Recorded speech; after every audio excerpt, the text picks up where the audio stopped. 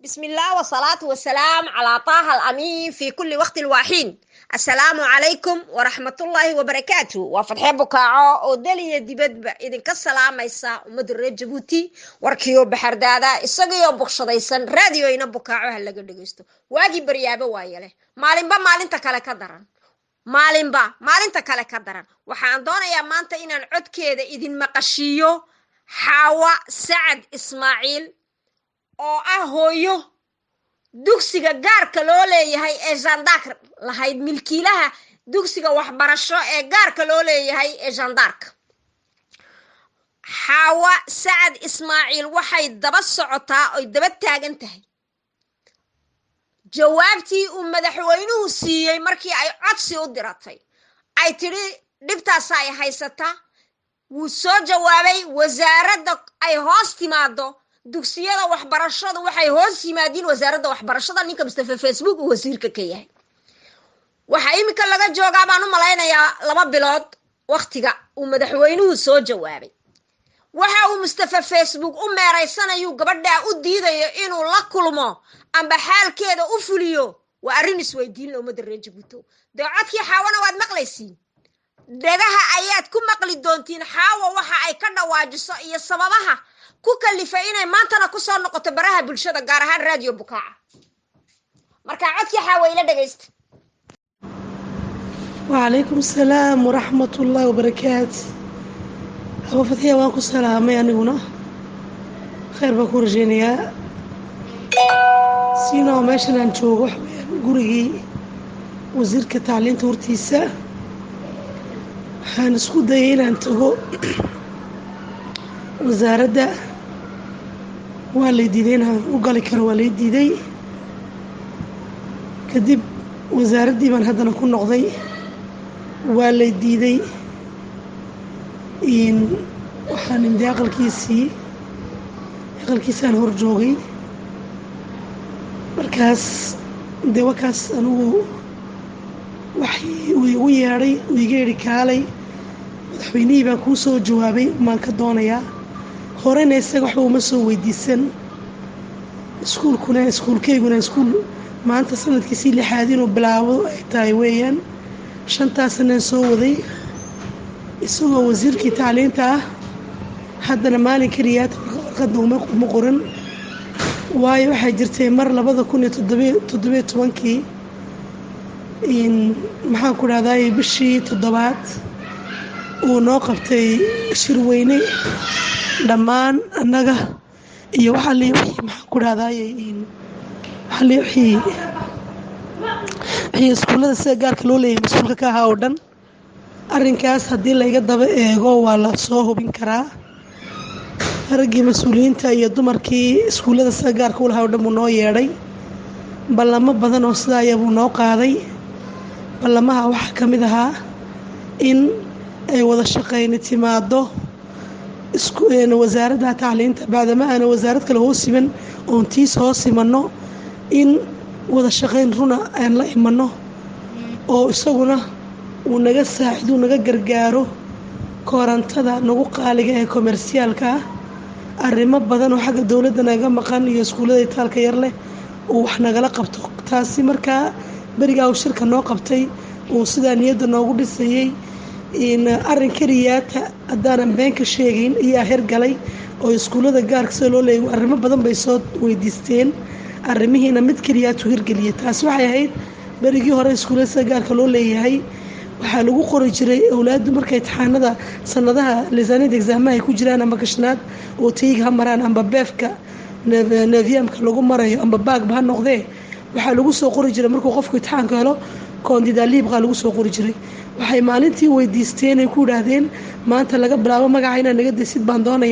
doonaynaa bacdamaan iskoolo la aqoonsan aanu nahay waxaan doonaynaa inaad haddi kadib aad nagu soo qortid magacayaga rasmiga ah oo iskool hebel iyo ilmahaasi dhiganay lagu soo garab qoro koondida liibqa laga daayo bacdamaa uu iskool la garanayo ka yimiday uu intaasoo sanaanagu aan soo haynay taasuu hirgeliyey oo been kama sheegayo laakiin waxa leeyahay wixii uu lahaa waan samaynayaa wax kale oo ka hirgalay haba yaraatee ma jirto koraan raqiisaan dooni sibfoonsayaal baan siin waan gargaari kiinay taalka daran baan hoos u eegay wixii oo dhan markaan berigaas laga bilaabo waxaa waa igu dhalatay in aan maxaan ku dhahday warqad iyo inaan waxbaba ka rajayn waayo hortayna iskooladii waaweynaaye aniga horreeyey weligood waxba kama rajayno dee annagu si optimist oo maaragtay xagga wanaagsan wax laga dayaya markaan ka eegi jiray waxaan odhan jiray malaha way ku degdegayaani iyagaan laakiin markaan taa aragnay uu taasi waxba ka qaban waayey ayaan maxaan ku dhahday garaabay iskuuladii kale ee naga waaweynaa ee sida gaarka loo lahaa weligood waxba soo xudsan taasaan igu ajaburtay inaan isaga waxba weydiinba marka halkii madaxweynihii baan waraaqad u dirtay madaxweynuhu waa kaas uu naga eedlaayay ana horta iga eedlaayay wuu ii soo jawaabay uu ii sharfiyey uu xishmeeyey warqadaydii aan u qortay si qurux badan haygu iga soo jawaabay markii la ii soo jawaabayna ciddaan ka ogaaday baaba ah wasaaradda tacliinta layga yeedhay oo laygu yidhi kaalay madaxweynihii baa kuu soo jawaab warqadda u diratay maxaad u baahan tahay baa lagu yidhi halkaasaan dee markii dambe tegey anigii ajriddii hore kusoo sheegay bishii 10aad bishii 6aad 10keygii ilamaa iyo bishii 2aad 11keygii 2 bilood oo dhan buu meermeeriyey ajriddii baan dib kusoo qabteen kusoo sheegi jiray lana wadaagay dadweynaha reer Jabuuti say arrimo u jireen maantana uu ka soo galay laakiin dhagu iska qaadaya dee hadduu dhagaa iska qaadayo anigu ilaa maanta waxaan sugayaa wixii uu igu yeedhay baan sugayaa wax aan meel kale ka soo maqlayna maaha isaga ayaa secretary generalkiisa ii soo diray oo yidhi gabadha u yeer madaxweynaha u soo jawaabay jawaabtii madaxweynaha ayaan ka sugayaa waana ku noqon iminkana gurigiisa maanta waan hortegay haddii uu hore igu soo jawaabi waayo 3 cisho gudeed ama 4 cisho gudeed gurigiisa hortiisaan u guuri oo rarka dhigan haddii ilaa idhaahdo asalaamu calaykum waa idinkaa maqlay codkii xaawa si fiican baad u dhagaysateen wataa xaawa idiin sheegtay inay wasaaraddii waxbarashada tagtay loo diiday inay u gasho ay ku noqotay haddana oo loo diiday inay wasiirka la kulanto waxyaalahaasi maxay ka dhigan tahay ficil foolxumadaasi maxay ka dhigan tahay waa idinka arkay iyadoo gurigiisii hor tagtay oo sawir iskaga qaadayna waata baraha bulshada soo dhigtay markaa mustafa jaalle waxaan kuu sheegaya dhagayso dhagaha fur waa yarka fayaanbiira kasoo xangaraaracay baan u sheegaya anu dalkan iyo dadkan inaanad kamid ahayn daliilkeedii wakaade ma diirnaxaysid mana damqanaysid damiir dadnimiyo wadaninimana kuguma jirtee dan gaaraad leedahay marka xaawa kaa hari mayso ummadda reer Jabuuti oo dhan waxaan leeyahay nin walo wax ka maqan yahay nin walo wax tabanaya waar dhiirada oo xaqiina u kaca waar dhiirada oo xuquuqdiina u kaca waar dhiirada oo wixii idinka maqan ku dhawaaqa waayo xaawa waxay daba taagan tahay waa baaqi madaxweynuhu ka soo jawaabay marka aad wax ka soo jawaabto eed wax wanaajiso dee madaxweynaan ku odhanaynaa laakiin marka ay noqoto xaalkaagu ka daro dibi dhal dee caaqibaad noqon yaana ku iibiyey fawaaxiska dee kanaa ku iibiyaad meesha ku haysato mustafa jaalle waadigaa maqlay dee xaawo codkeedii waadigaa si fiican u maqlay hooyadaa da'yartii waxay la dhibaatoonayso waxay kelideed la timiday ay kelideed wax u qabsatay isku filnaasho ay ku gaadhay yaa la doonayaa sidee u gaadhay waxa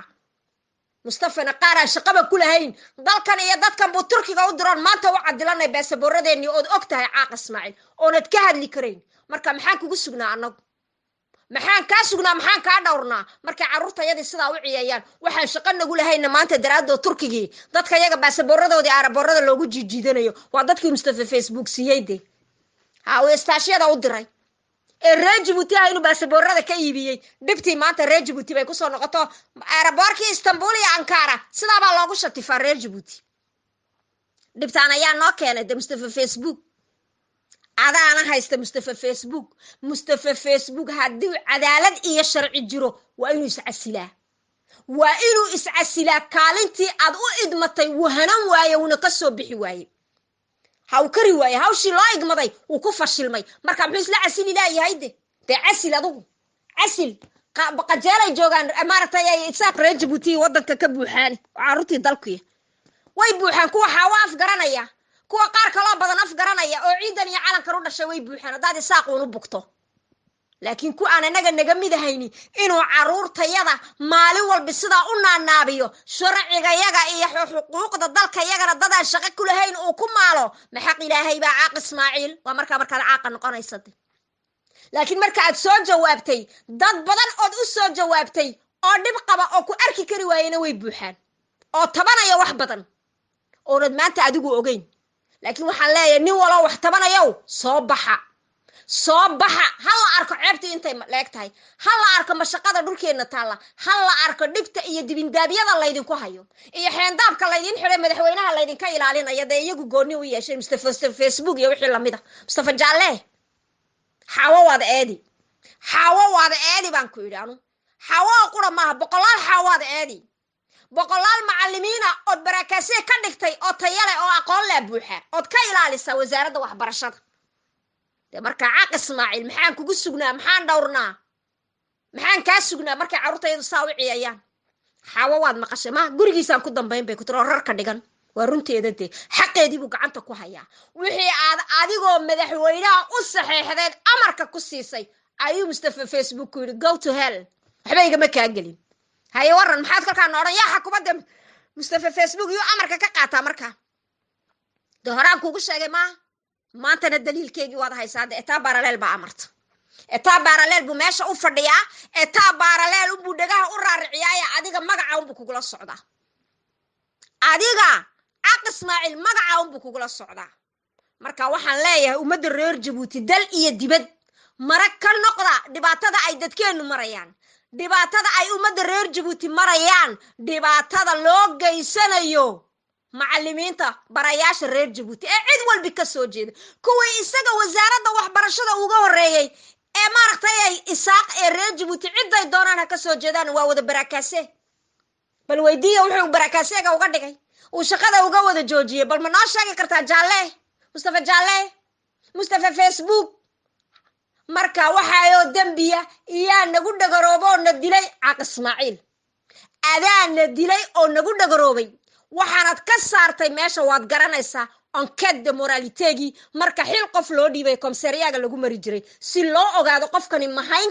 mahanan karaa ma u qalmaa shaqadan ma yahay dalkan iyo dadkan inuu damqanayo ka mid ah tiibaad meesha ka saartay markaasaad ku kasta oo soo xangaraaracay oo rarka halkan dhigay aad doonaysaa dhaladkii jabuuti inuu saa u meermeeriyadee maanta xaawo magaceedana ma yaqaan ha magacaaga yaqaanaa madqadaada koriyay soomaalidu tidhaha dee xaawo ma garanaya mustafa shalay buu dhulka yimiday laakiin adaa na dilay oo na toogtay reer jabuuti waa 4 qof oo iswada taqaana oo isku diirnaxda oo isku joogsata ma aha kani fayaanbiira ka soo hangaraaraceed adigu noo keentay arkaa mustafa facebook waa inay iscasishaa kaagana hari mayno xaawo oo qura maahee 10 kaloo xaawaa soo socda de ku talagal xaawa gurigaaga u soo hooyan daaradaaday kuu fadhiisan xaqeediina adaa gacanta ku hayo doonaya inaad baabiisid xaqeedii adaa laguu amray oo doonaya inaad baabiisid maalintii hore waxaad tiri cismaanbiiq ha u tagto cismaanbiiq ma isku qolaa ayaad ugu riixaysa dee madaxweynuhu cismaanbiiq muu dirina aduu kuu soo diray wasaaradda waxbarashada ma goonni baad u yeelato reer baad ka dhigtay markaad iyada cismaanbiiq u dirayso dee taasi maxay ku tusaysaa caaq ismaaciil adaan jawaab kaa sugaynaa de jawaabtu aday kuu taallaa caaq ismaaciil wixii aad ka yeeli lahayd waa qalinkaagii iyo amarkaagii waxa maanta la yasay ee dhulka la dhigay ee qiimo laguu yeeli waayey dee wasiirkaasi inuu agtaada ka muuqda ma aha de ma aha hadday shuruuc iyo kala dambayni jirto mustafa facebook jaalle inuu adiga agtaada ka muuqda ma aha waa inuu iscasilaa wuu fashilmay nin fashilan oo qabyaalad iyo qurun dadka kula kacay weeyaan qabyaalad qayaxan buu xaawo kula kacay cismaanbiiq u tag buu yidhi macnihii cismaanbiiq baa in adeerkaaya dee xaawa cismaanbiiq iyadu shaqa kuma leh wasaaradda waxbarashada weeyaan marka caaq ismaaciil jawaabtii adaan kaaga fadhinaa ummadda reer jabuuti oona marag baad ka ahaanaysid musalsalkaa bilaabmay qof waloo reer jabuuti oo wax ka maqan yihiinna waar soo wada baxoo xaqiina u kaca waa waxeennii waa dalkeennii waa ciideennii waa calankeenii idinkaana mudan in nin walbi laydinka hormariyo idinkaana mudan in laydinku sharfo idinkaana mudan inaad maaragtay wixii xaqad leedihiin laydinka maro idinkoon qofna u daba fadhiisan mustafa facebook qarankan inuu dumiyo ayuu ku talagalay waa dockayeerkaan idiin sheegayo doc kaluu ka samaystay marka shalayna uu ku meel gaaray maantana inuu dumiyo isaga iyo 4 lamidi kama yeelayna annagu walaa ku soo hangaraaro corar ka dhigay walaa ku dockayeera waar ciidan iyo calanka waa loo kici dadkii u dhashay baana dhexda u xidhan idinkana yeeli mayno waxa aad doonaysaan iyo qabyaalada iyo qurunka aad la guuraysaan eed la guuraynaysaan aad la garab caraabaysaan aad ku raran tihiin wixii aad rarka ku dhigteen qabyaalad baad ku badisheen Soomaa idinka yeeli mayno annagu idinka yeeli mayno. caaq ismaaciil hawshani aday kuu taallaa, waana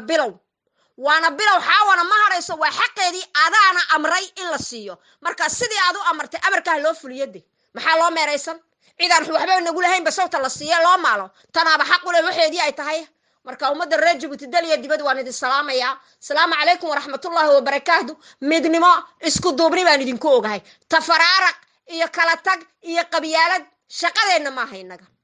waxa inaga go'an sideen heeryadan iskaga qaadnaa, dulumkan sideen uga dabaalanaa, dhibtan ina haysata sideen uga baxnaa. waa inaan inagoo midaysan oo isku duuban oo reer Jabuuti, ninka ay reer Jabuutinimadu dhimayso isagay u taallaa. laakiin anagoo reer Jabuuti markaan leeyahay waxa weeyaan qarshiile uu nool yahay maanta. ilaahay cimri iyo caafimaad ha siiyo, cimri dheer oo cibaadadan ilaahay uga baryayaa. qarannimadu waa urur, qurux aadmi waa calan. hadalkaasi maanta ma bixin, wuuna nool yahay, waana la waraysan karaa waxa ka keenay. marka qarannimadu waa urur, qurux aadmi waa calan, waa ummadda reer Jabuuti. marka waxaan leeyahay inagoo midaysan oo isku duuban aan heeryada iska qaadno, xaqeennana aan u tallaabsano. asalaamu calaykum waraxmatullaahi wabarakaatu.